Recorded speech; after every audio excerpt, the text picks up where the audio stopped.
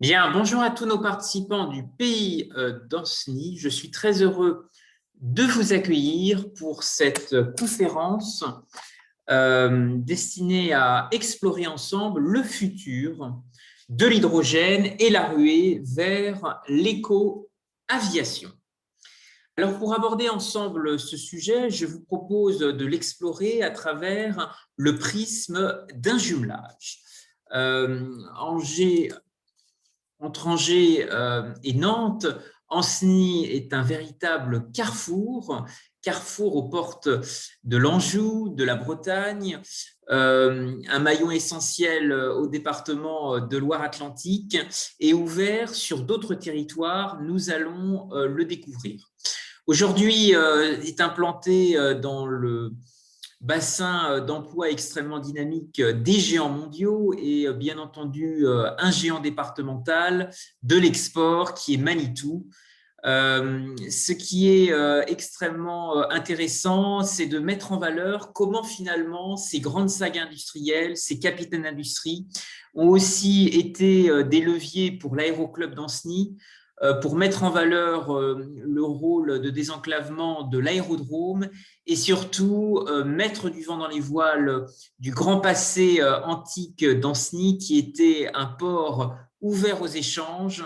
Et aujourd'hui, dans la mondialisation, Ancenis rayonne au-delà des mers, au-delà des continents, avec le Japon dans le cadre d'une stratégie d'alliance et de regroupement entre le géant Manitou et son partenaire Toyota. Je voudrais justement explorer ces liens étonnants, cette découverte d'autres cultures qui est si propre à l'Anjou, à ses penseurs, à ses philosophes, à ses écrivains, depuis Joachim du Bellay. Qui observait avec un regard extrêmement aigu les éléments de la nature entre ciel et terre. Et nous allons explorer ensemble comment l'hydrogène et l'éco-aviation peuvent être de nouveaux leviers d'économie circulaire pour le pays d'Ancenis au croisement de ces filières industrielles, de ses savoir-faire et de son goût pour l'innovation.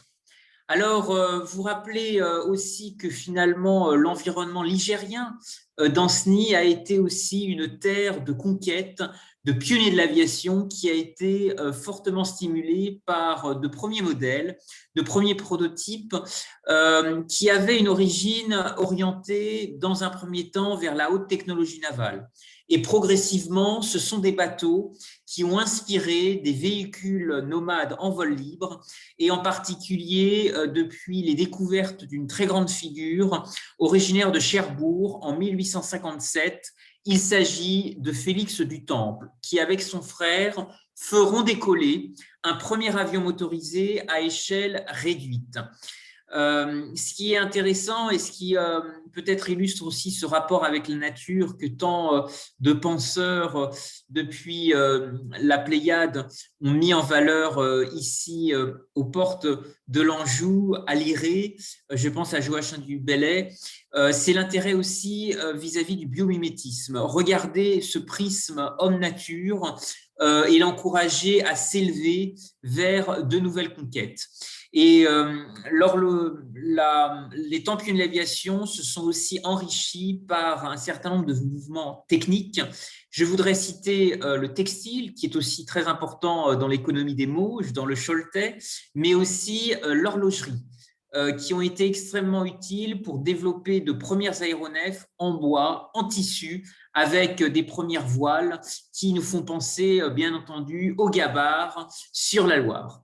Alors, vous dire que je me suis intéressé personnellement à ce sujet au titre des origines d'innovation et de créativité qu'a voulu développer mon arrière-grand-père, qui était bijoutier horloger dans la baie du Mont-Saint-Michel. Et il a voulu reconvertir son savoir-faire pour développer de nouvelles activités, notamment dans l'agroalimentaire et les sciences du vivant. Et si je devais résumer en une phrase sa culture de l'innovation, vous l'avez ici en bas de cette slide, l'horlogerie a besoin d'OPA, oser, préparer et anticiper l'avenir. Alors, je me suis intéressé effectivement à ce passé, à ce savoir-faire horloger qui a très rapidement joué un rôle dans les temps pionniers de l'aviation tels que nous les avons connus ici en terre ligérienne, dans le pays d'Anceny. L'horlogerie intéresse très rapidement des aviateurs qui voient des garde-temps précieux et précis à utiliser malgré les conditions extrêmes de l'aviation. Et vous avez ici une lettre qui a été écrite par Louis Blériot, qui remerciera notamment le fondateur de la marque Zénith, qui était une marque qui faisait beaucoup parler d'elle à l'époque, qui a été récompensée lors de grandes expositions universelles et dont la bijouterie horlogerie de mon arrière-grand-père était l'un des détaillants. Il y avait dans les photos que vous avez peut-être vues avant, dans la vitrine, effectivement, mention et sur le fronton de cette bijouterie horlogerie, la marque Zénith mis en valeur. Et Louis Blériot, dans ce courrier que vous avez sous les yeux, qui date de 1912, remercie le souci et la grande exactitude que lui offrent les montres Zénith. Elles seront aussi portées par d'autres personnalités, d'autres grands voyageurs. Je pense en particulier à Gandhi, puisque une montre de poche en argent était l'une de ses rares possessions matérielles et l'accompagnait dans ce quotidien, en signalant à la fois ses heures de prière grâce à une fonction d'alarme et cette montre Zénith qui l'accompagnait aurait été volée lors d'un voyage en train en Inde. Et le voleur, rempli de culpabilité, lui aurait rendu 6 mois plus tard en lui demandant pardon. Et cette anecdote a été partagée par Gandhi dans son journal. Alors, je voudrais effectivement vous parler de ces voyageurs pour nous rapprocher plus particulièrement du Japon et des relations que le pays d'Anceny peut développer, car il existe une dynamique collaborative forte entre des industriels. L'aérodrome d'Anceny a été aussi poussé pour stimuler des relations et permettre à des délégations d'ingénieurs, des cadres dirigeants de venir développer des projets avec Manitou, encourager l'internationalisation de cette entreprise. Et Toyota est un très grand acteur industriel dans l'automobile japonaise, dans les transports, dans les mobilités de demain. Et c'est précisément un prisme d'ouverture que le pays d'Anceny pourrait extrêmement encourager dans les énergies du futur, dans les mobilités de demain, pour réfléchir à de nouveaux véhicules de nomades en vol libre, dans l'esprit des pionniers de l'aviation qui se sont beaucoup appuyés sur l'ingénierie nautique, l'ingénierie fluviale, les bateaux qui étaient aussi porteurs d'un cabotage extrêmement actif sur la Loire. Et c'est peut-être cette dynamique, cette relation entre fleuve et ciel, entre terre et ciel qui pourrait justement mobiliser Anceny et des territoires partenaires dans les Mauges, Saint-Florent-le-Vieil et beaucoup d'autres acteurs ouverts sur le monde, ouverts sur l'international et prêts à croire en l'innovation des hommes, prêts à croire en leurs rêves. Vous savez que la marque Zénith avait une devise en anglais, Time to reach your dreams. Donc, c'est vraiment pousser à réaliser un rêve, une ambition telle que les écrivains et les philosophes de la Pléiade en ont développé depuis le château de la Turmelière à Liré. Alors, cette société de l'hydrogène est porteuse d'un avenir. Au Japon, elle est au cœur d'une vision stratégique pour animer de nouvelles villes, animer de nouveaux territoires et créer un lien extrêmement fort pour développer des énergies propres. Trouver des mobilités qui s'intègrent aussi dans des parcours résidentiels. C'est le cas notamment pour les Jeux Olympiques qui ont vocation à Tokyo d'être une véritable vitrine dans plusieurs programmes expérimentaux et notamment le village des athlètes, le village olympique qui va accueillir des technologies dernier cri dans ce domaine. Le pays d'Anceny est aussi un territoire d'industrie, c'est une terre d'innovation et le Japon a peut-être des éléments extrêmement stimulants à apporter dans cette transition qui est actuellement engagée entre le stade d'une industrie 4.0 à aujourd'hui une société d'hyperspécialisation à travers des filières orientées vers des spécialisations intelligentes, des dynamiques d'innovation croisée à très forte valeur ajoutée qui exploitent le capital de la connaissance. Et le vieillissement de la population au Japon est identifié comme un défi pour développer de nouvelles activités de niche. Et c'est peut-être ce que le pays d'Anceny, dans sa grande inventivité, pourrait lui aussi développer en s'appuyant sur ses relations internationales, sur ses relations avec nos amis japonais. Je voudrais revenir sur ce lien entre homme-nature. Ce prisme nature et biomimétisme a très vite inspiré des aviateurs et demain pourrait relancer un certain nombre de sujets extrêmement forts dans le domaine de l'éco-aviation, mais aussi, pourquoi pas, de machines. Vous savez, depuis les rêves de Jules Verne jusqu'à Manitou, effectivement, l'homme a cessé sans arrêt à exprimer un désir d'être mobile, d'être extrêmement nomade.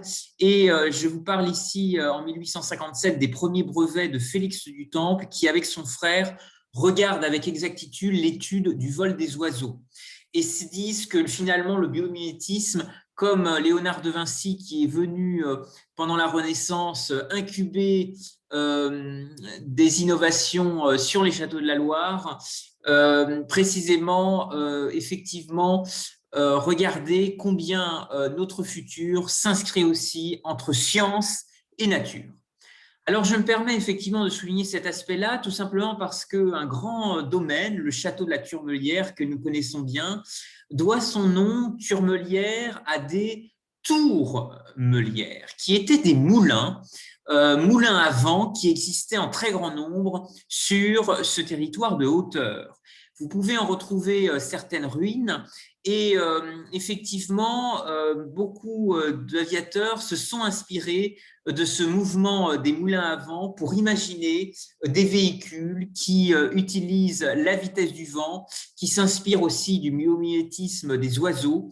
Et c'est peut-être un élément qui a aussi fortement stimulé l'innovation au château de la Turmelière, puisque vous rappelez que ces familles de notables incarnées à travers un édile bien connu, Charles Toinet de la Turmelière, s'est aussi marié avec Adèle Velpeau, dont le père inventa un pansement du même nom. Et je pense que la Turmelière a été aussi un formidable carrefour d'innovation technique, d'innovation scientifique, en s'inspirant justement de ce biomimétisme qui est extrêmement important dans l'écosystème, l'économie circulaire des vallées qui composent le pays d'Anceny et sa relation avec le fleuve. Fleuve qui a effectivement drainé les innovations. L'aviation ligérienne d'Angers à Nantes a été aussi extrêmement stimulée. Et vous dire que les temps pionniers de l'aviation sont nés dans des hangars à bateaux. Et ça, c'est un élément extrêmement important qui rappelle l'attachement de la Loire, l'attachement du fleuve et combien la haute technologie fluviale et navale, ce dynamisme fluvio-maritime du pays d'Anceny qui existe depuis l'époque antique, a été porteur d'innovations aéronautiques remarquables, en particulier de canaux planeurs. Vous dire aussi que d'autres territoires se sont fortement inspirés de cet élan. Très vite, les Ligériens, dans ce cabotage qui allait jusqu'à l'arc atlantique avec le commerce du sel, mais aussi d'autres cargaisons, a poussé aussi des entrepreneurs, des innovateurs à reconvertir, recycler les navires et les développer vers de nouvelles activités fluviales, fluvio-maritimes. Et sur ce plan, les îles de la Loire ont fortement stimulé l'inventivité, ce fleuve si difficile qui a poussé l'homme à être extrêmement ingénieux et à développer un capital humain extrêmement fort en matière d'inventivité. C'est peut-être ce que l'hydrogène et l'éco-aviation peuvent aussi stimuler pour le pays d'Anceny. Ne pas oublier que cette relation fluviale est une relation à l'insularité. Et regardez peut-être ce qui se fait dans d'autres îles. Je pense en particulier aux îles anglo-normandes et à Jersey, qui a été une île très engagée dans son désenclavement et qui a beaucoup poussé le développement de son port. Et l'hydrogène est aussi porteuse peut-être dans les origines de la Pléiade, qui attachait à la langue française un très lourd héritage antique. Vous rappelez que l'hydrogène vient du grec, et en terre de l'Irée, dans les terres de Joachim du Bellay, c'est essentiel de le rappeler, l'hydrogène vient du grec ancien, du grec hydro et du suffixe gène, qui forme, qui génère et qui engendre. Et c'est peut-être ce cabotage fluvio-maritime ligérien qui peut être aussi un scénario, une odyssée à relancer pour l'hydrogène et la ruée vers l'éco-aviation. La Loire a été au cœur d'un commerce à la pointe du progrès. Il y avait des échanges industriels qui se sont développés jusqu'à Orléans, le commerce du sucre, puisqu'on surnommait la Loire le fleuve sucré, et bien sûr du cabotage développé aussi avec des canaux. Et la grande exposition nationale de Nantes en 1924 va mettre en valeur ce qui est une innovation pour l'époque, la féélectricité, et montrer combien des avancées techniques sont possibles à travers des innovations, à travers des efforts extrêmement importants de mécanisation qui, dans un domaine où l'industrie ligérienne a connu des besoins et des défis extrêmement importants de transformation, de reconversion. Et je pense que Manitou illustre à merveille ce défi dans les industries du futur, dans la manutention, le manufacturier intelligent qui est au cœur aujourd'hui des grands chantiers de demain et de la construction des villes et des territoires du futur. Les institutions européennes ont inscrit l'hydrogène comme une priorité. Il s'agit du Green Deal qui est actuellement porté par la Commission européenne, et ce Green Deal va aussi se décliner dans les régions. Vous dire qu'un agenda est actuellement soutenu et porté par la région des Pays de la Loire. Vous avez ici sur cette carte l'ensemble de l'écosystème qui s'est mis en place avec plusieurs pôles. D'abord, identifions un pôle actif dans le bassin industriel de Saint-Nazaire, un axe stratégique très fort aussi porté dans la Sarthe, du côté du Mans, avec les savoir-faire en matière de construction automobile. Et puis, c'est un pôle hydrogène très fort aussi en Vendée. Les Mauges sont aux portes de la Vendée militaire, et donc on a peut-être des liens aussi que l'Anceny, le pays d'Anceny, pourrait développer en tant que carrefour avec ces trois écosystèmes mentionnés, le pôle H2 Vendée Hydrogène, le pôle ligérien Nantes-Saint-Nazaire qui pourrait continuer sa route vers Anceny, et puis accessoirement Angers qui va aussi développer une dynamique, sans oublier Le Mans, avec le dynamisme sartois dans ce domaine que l'on connaît bien. Alors, un peu de benchmarking et d'approche comparative. D'autres régions déclinent des agendas extrêmement ambitieux, des politiques publiques pour appuyer l'hydrogène. C'est le cas de la région Bretagne, qui de concert va développer aussi des projets avec la région des Pays de la Loire, typiquement du côté de Redon, mais aussi en lien avec Nozay, et peut-être aussi avec Châteaubriand. Ce qui montre qu'en Loire-Atlantique, effectivement, plusieurs pôles pourront certainement travailler en réseau, et il y aura peut-être une coalition créative d'acteurs à trouver, comme c'est le cas ici sur cette slide en Normandie. Comme vous le voyez, un écosystème assez fort s'est structuré le long de l'axe Seine, et c'est un élément extrêmement important qui peut aussi nous inspirer vis-à-vis du débouché fluvial du pays d'Anceny. Les îles de la Loire sont aussi des laboratoires de résilience et d'innovation. Vous voyez que sur cette carte, alors peut-être de façon peu visible, il y a l'autonomie énergétique mise en valeur à Chauzet, qui est un archipel dans la baie du Mont-Saint-Michel, qui montre bien que l'insularité est aussi quelque chose de fort dans ce domaine. Alors, l'agroalimentaire a aussi une contribution à apporter, et dans le pays d'Anceny, les acteurs, les filières phares du territoire pourront certainement apporter une contribution. Vous dire qu'il est possible de transformer de l'urine de porc en hydrogène vert, c'est actuellement un projet qui est conduit en Bretagne et qui s'appelle Green Pig. 20 litres d'urine de porc permettent la production d'1 kilo d'hydrogène vert, Et ce kilo d'hydrogène permet de parcourir 100 km en voiture. Et la production d'hydrogène vert à base d'urine de porc est en fait une électrolyse. Elle est alimentée par des éoliennes dans laquelle l'urine est recueillie à la source, puis filtrée et ressort à l'état de carburant vert. C'est une véritable révolution qui peut effectivement rapprocher la société d'hydrogène très développée au Japon et pousser Ancenis à développer des dynamiques d'innovation croisée comme les Japonais l'envisagent dans cette société 5.0 avec de nouvelles dynamiques collaboratives, avec des croisements de filières. Et c'est peut-être comme ça qu'il est possible de regarder un chemin collectif vers l'avenir, un chemin industriel européen qui pourrait s'inspirer à la fois du Japon, qui a été pionnier avec les Jeux Olympiques, et qui, à travers l'ancrage dans les territoires ici ligériens, pourrait aussi incuber de nouvelles technologies, cristalliser les dynamiques d'innovation peu coûteuses, comme c'est le cas à travers le projet Green Peak qui vise à transformer de l'urine de porc en hydrogène renouvelable. Alors, vous dire effectivement que Ancenis, avec un passé qui est celui de son aérodrome, pourrait être une base, peut-être un éco-airport régional européen en partenariat avec Cholet dans le sillage des terres de Roland-Garros. Ce sont des pistes à imaginer avec des territoires partenaires.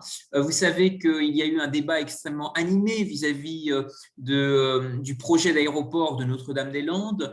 L'hydrogène et l'éco-aviation nous invitent certainement à imaginer de nouvelles relations croisées qui pourraient débattre, en tous les cas ouvrir des perspectives entre le Japon et le pays d'Ancenis grâce aux relations extrêmement étroites qu'a pu développer le géant Manitou.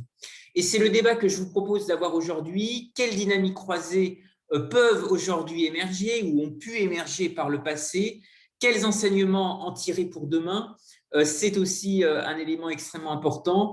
Et vous dire que finalement, l'innovation qui a été développée fluvio-maritime dans les temps pionniers de l'aviation est effectivement un moteur extrêmement puissant qui peut certainement donner du vent dans les voiles au pays d'Ancenis pour retrouver son destin, appuyer le désenclavement du territoire, renouveler son attractivité internationale grâce à son bassin industriel et à ses savoir-faire également créatifs.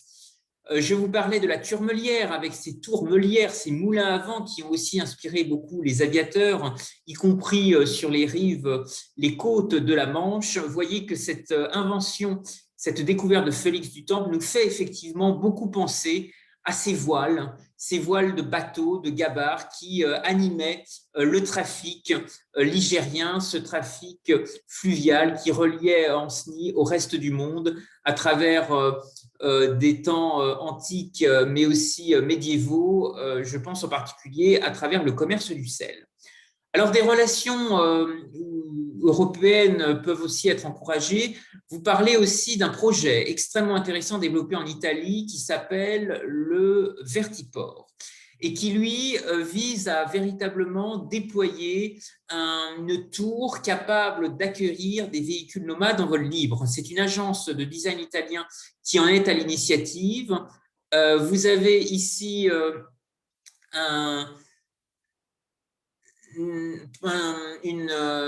une maquette qui vous permet d'imaginer comment ce projet pourrait prendre le devant. Et il est actuellement développé en partenariat avec un constructeur chinois qui s'appelle Yiwang et qui vise à développer des taxis autonomes et qui a notamment développé un accord avec la ville de Lyon. Alors, les grands pionniers de l'aviation sont présents aux portes de la Bretagne et de l'Anjou. Je voudrais, dans les Pays de la Loire, citer quelques personnalités. Bien sûr, Roland-Garros, qui a passé son brevet de pilote à Cholet. Mais vous dire que finalement, Manitou et notamment son fondateur, Marcel Brault, a été au cœur de véritables défis techniques, celui qui, Manitou, grâce à ses chariots élévateurs, a si fortement stimulé les temps pionniers de l'aviation et l'esprit aéronautique. Je voudrais vous signaler également Antoine de Saint-Exupéry au Mans, qui a passé son enfance dans la Sarthe et puis le comte de Lambert, qui a été le premier à survoler la Tour Eiffel. Alors, des personnalités dans le Grand Ouest sont aussi toujours au cœur de ces aventures, de cette odyssée de l'aviation, et voire demain de l'éco-aviation. Ce sont de grands capitaines d'industrie, et je veux citer Guillaume Faury, l'actuel PDG d'Airbus et originaire de Cherbourg. Alors, des événements qui se sont aussi déroulés à proximité d'Ancenis et qui méritent aussi d'être relayés, explicités pour montrer l'immense capacité d'innovation que peut aussi avoir le territoire. Il y a un événement en particulier qui s'appelle le Noël de la fabrique de parachutes. Il s'agit d'une société qui s'appelle l'Aviorex et qui a recruté de nombreuses femmes ouvrières en pleine crise du textile. Et lors d'un Noël, des chutes de tissu pour fabriquer des parachutes vont être réutilisées. Et progressivement, on va se rendre compte qu'on peut y développer de nouveaux usages, et notamment des ballons à l'hélium. Alors, ce sera une micro-révolution dans le domaine de la filature, car on réalise qu'il est possible de transporter du gaz. Et c'est peut-être là qu'il est possible de faire germer des innovations. Alors, aujourd'hui, vous avez des startups qui se sont appropriées le sujet. Il y a notamment cet exemple de start-up espagnole qui entend proposer des voyages spatiaux en ballon d'hélium. Nous sommes véritablement sur les traces de Jules Verne, cet écrivain nantais qui, dans son imaginaire, regardait les chantiers navals et observait de nouvelles dynamiques, de nouvelles machines sur les îles de la Loire. Et c'est effectivement une formidable odyssée qui inspire aujourd'hui de nouveaux porteurs de projets. Alors, en nous rapprochant maintenant de notre territoire, et si effectivement l'hydrogène fait partie des alternatives pour encourager l'éco-aviation, il existait également, le long de la Loire, de nombreux projets industriels, notamment développés dans le bassin industriel de Nantes-Saint-Nazaire, où beaucoup de brevets ont été déposés, et l'un des groupes précurseurs, c'est notamment Air Liquide, qui a breveté énormément de procédés avant de les industrialiser. Air Liquide a par exemple exploré des mélanges de gaz de l'air avec notamment l'exemple de l'hélium.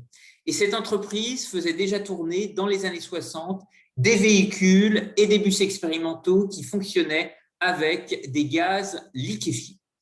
Alors, il y a aussi d'autres pistes futuristes qui ont été explorées, comme l'optimisation des transports de méthane, en chargeant les méthaniers vides sur le chemin du retour en CO2 pour produire dans les zones exportatrices, notamment le Qatar, qui est un grand exportateur de gaz naturel liquéfié, et le Golfe Persique, des agrocarburants de troisième génération type microalgues. Enfin, une relation avec le monde de l'exploration spatiale, puisqu'il existe un gaz extrêmement léger dans l'univers qui est l'hélium et qui lui aussi intéresse des acteurs gaziers. Tous les pays du monde peuvent fabriquer des gaz liquéfiés. Toutefois, il semblerait que Saint-Nazaire, à travers l'estuaire de la Loire, ait joué un rôle pionnier dans de nombreuses recherches avec l'oxygène, également l'azote et aussi le gaz carbonique. C'est peut-être quelque chose qui pourrait inspirer également le grand bassin de compétences du pays d'Ancenis et les recherches qui peuvent être développées avec des acteurs du secteur logistique qui est le poumon de l'économie industrielle du territoire.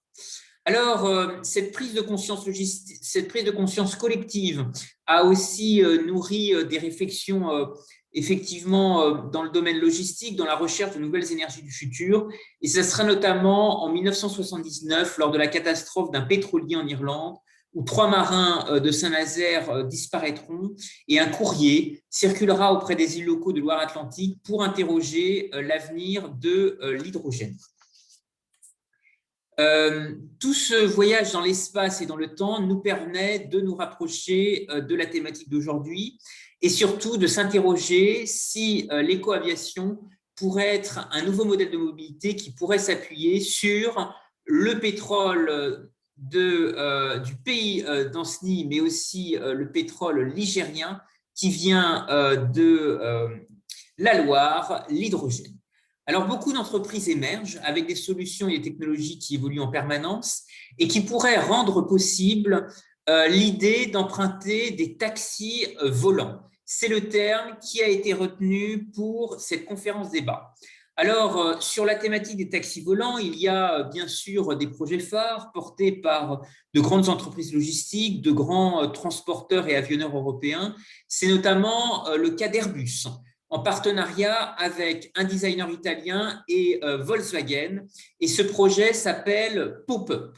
C'est un prototype de capsule volante dont la structure en carbone est conçue et réalisée à Bougnay, aux portes de Nantes. Il y a aussi une centaine de projets similaires dans le monde. Airbus, comme d'autres acteurs, ne veulent pas rater le coche. Alors, le projet Pop-up d'Airbus a été le plus médiatisé en France depuis 2017, à la suite du Salon de l'automobile. Et il y a aussi, pour le mentionner, la collaboration entre Porsche et Boeing sur des voitures volantes électriques. Et puis, enfin, la mise en relation de la NASA avec Uber pour mettre en place un système qui s'appelle Urban Air Mobility. Il y a, je vous le mentionnais, ce constructeur chinois qui s'appelle Yiwang. Je me permets effectivement de vous transmettre cette veille active pour montrer comment le pays d'Ancenis pourrait, à travers ses relations avec le Japon, développer un grand destin vers l'Asie, avec de nouveaux acteurs logistiques, avec des ports, des aéroports, de nouvelles infrastructures qui naissent dans ces contextes de pays neufs, de pays émergents, et qui pourraient stimuler l'ensemble des acteurs industriels du pays d'Ancenis. D'autres exemples fleurissent également, je pense en particulier à Dubaï, où Manitou est représenté, a développé un bureau là-bas. C'est effectivement plusieurs capitales du Golfe Persique qui souhaitent développer des solutions ascensionnelles, des arrosages par gravité, mettre en place des véhicules nomades en vol libre, des vélos volants, des motos volantes, et c'est véritablement un vivier dans lequel Manitou pourrait apporter des transferts de technologie, des transferts d'innovation. C'est un chantier extrêmement fort pour le développement également de l'aérodrome, attirer des ingénieurs, attirer des porteurs de projets innovants. C'est le meilleur moyen de sortir l'aéronautique de cette crise. C'est d'investir, c'est d'innover, c'est d'inventer l'avion zéro émission d'ici 2035, et c'est le message de l'actuel ministre des Transports sur son compte Twitter. Alors, des progrès sont attendus. Airbus a annoncé l'utilisation de l'hydrogène décarboné pour la propulsion de ses avions dès 2035. Et donc, est-ce qu'il est possible aujourd'hui de concilier pragmatisme économique et pragmatisme écologique pour faire émerger de nouvelles activités d'éco-aviation? Plusieurs projets de recherche vont dans ce sens, et je pense que l'un des enjeux forts pour Ancenis est de décloisonner, de sortir de silos qui pourraient fermer le territoire, mais précisément promouvoir une approche innovante, d'innovation ouverte, d'abord dans le cadre de ce partenariat japonais extrêmement fort qui existe, et ensuite ça peut-être s'ouvrir avec l'aval virtuel, le salon de la réalité virtuelle, développer des relations avec des acteurs industriels et logistiques du Choletais, de la Vendée militaire, des Mauges, du bassin nantais, localement, mais bien entendu internationalement, partir à la conquête de nouveaux territoires en s'appuyant sur le dynamisme des jumelages européens et des échanges internationaux qui existent avec les entrepreneurs et les associations. Alors, vous dire qu'un projet extrêmement intéressant qui s'appelle FlyUp est actuellement porté par un groupe de chercheurs nord-américains, et ils souhaiteraient expérimenter leur solution en Europe. Et peut-être que le pays d'Ancenis pourrait justement être un véritable laboratoire de cette technologie, parce qu'il existe des compétences exceptionnelles en matière de logistique.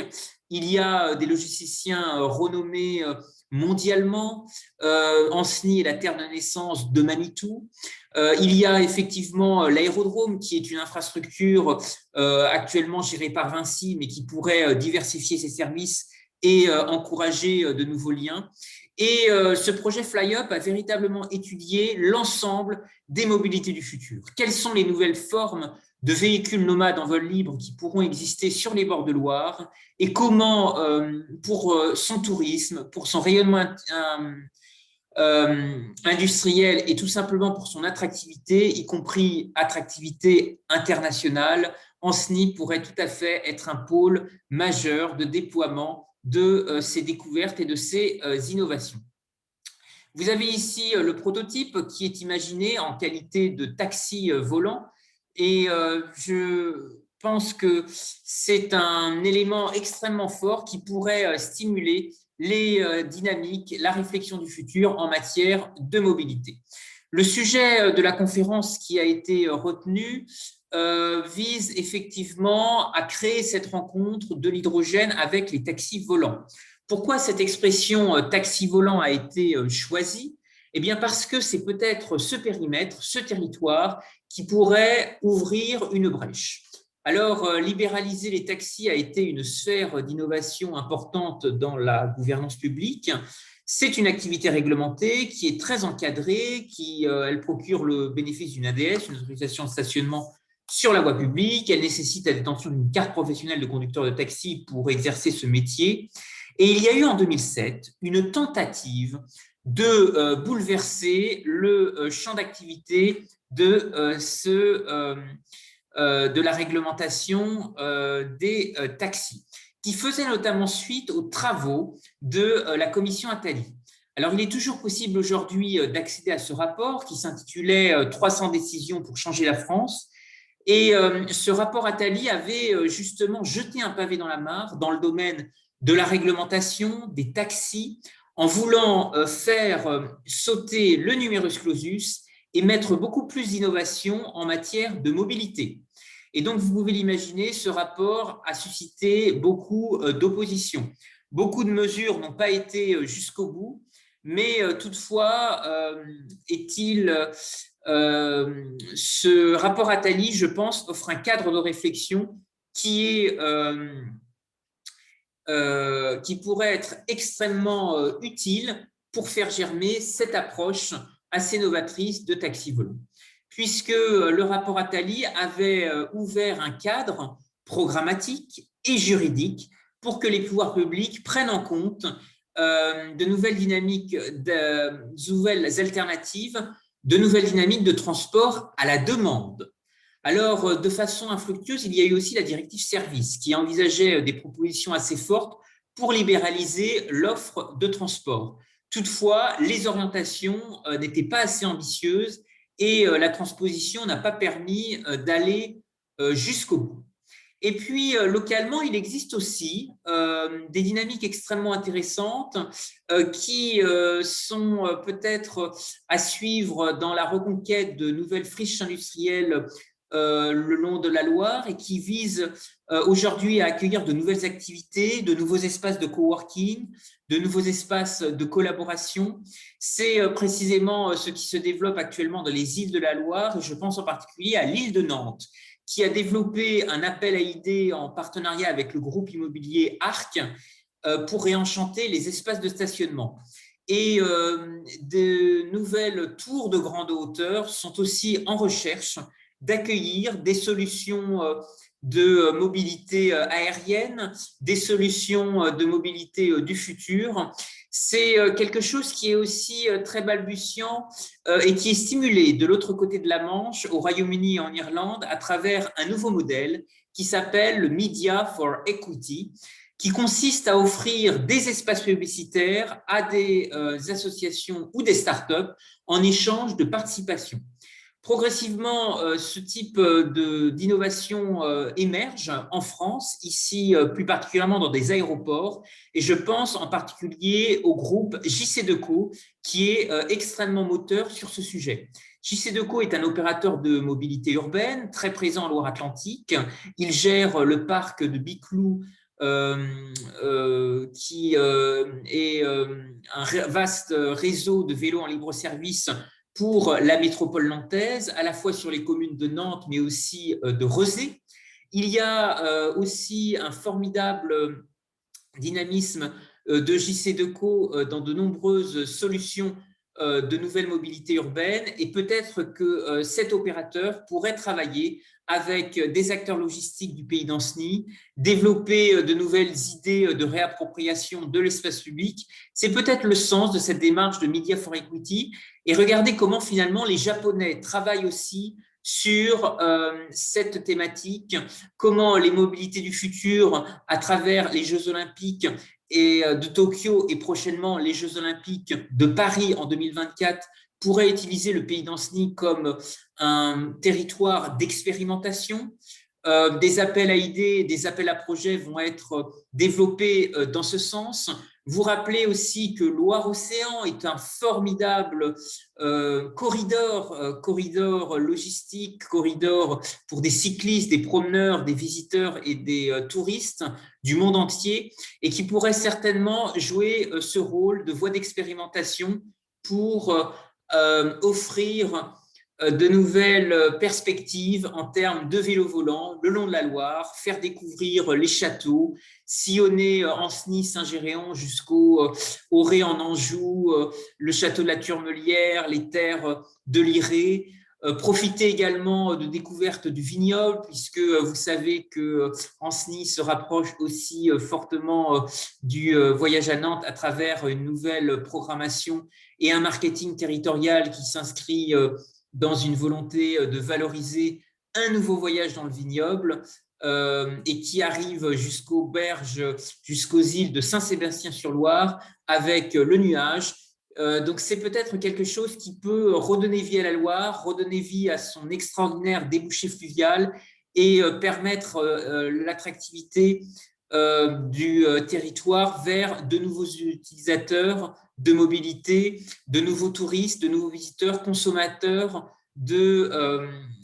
d'approches de tourisme doux qui sont aussi fortement soutenus et encouragés par les pouvoirs publics. La Loire est un fleuve qui est aussi composé d'îles, et peut-être qu'il serait intéressant de valoriser aussi l'évolution du débit de la Loire, comment des vélos volants pourraient effectivement permettre d'approcher la nature, découvrir l'écosystème, les minéraux marins qui sont aussi développés dans ce sens. Je pense à un projet très original qui est développé dans les îles anglo-normandes avec des bassins, des piscines naturelles, et peut-être que ces vélos volants pourraient relier justement des zones de baignade le long de la Loire. C'est une piste qui est encouragée car le pays d'Ancenis ne manque pas de lieux d'agrément pour attirer les Angevins, les Nantais, les Ligériens et des visiteurs du monde entier qui, j'espère, viendront plus nombreux, y compris du Japon. Ces piscines d'eau de mer avec vélo volant sont aussi étudiées actuellement à Saint-Malo, sur la côte d'Émeraude, mais peut-être que ce débat littoral peut aussi fortement enrichir un débat fluvial et pousser aussi encore de nouvelles dynamiques, notamment en matière de financement innovant.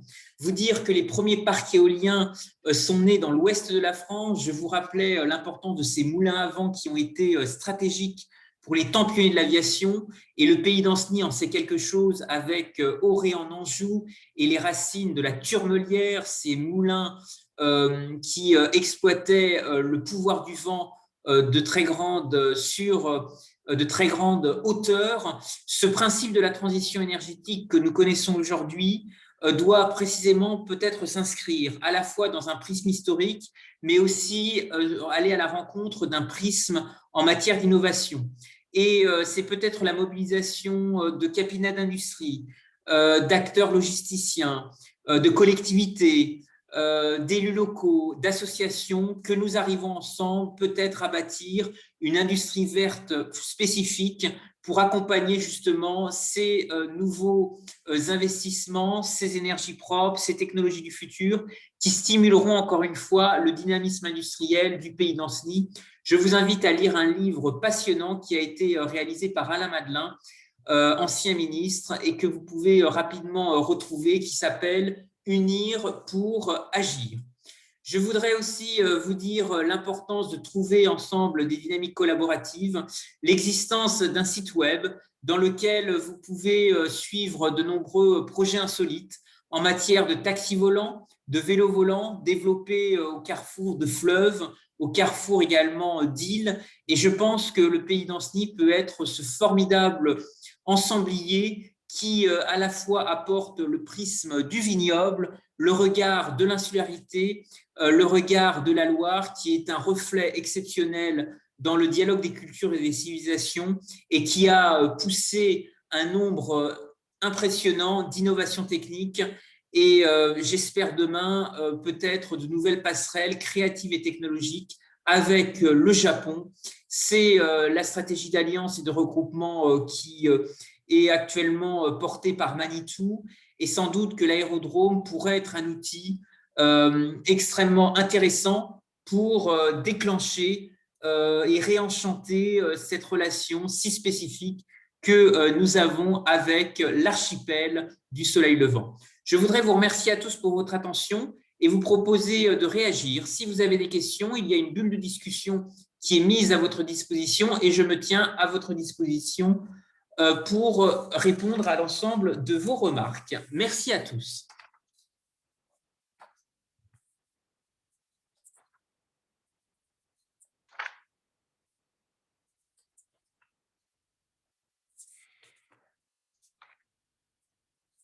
Alors, peut-être pour ouvrir les débats et les échanges, est-ce qu'il y a des personnes qui ont notamment participé à des déplacements au Japon ou qui ont vu des technologies mises en place dans le domaine de l'hydrogène? Parce que c'est peut-être le prisme aussi des jumelages, des échanges internationaux qui pourraient tout à fait déclencher de nouveaux liens et de nouvelles coopérations. Est-ce que des personnes souhaitent réagir sur ces transferts d'innovation, ces transferts technologiques?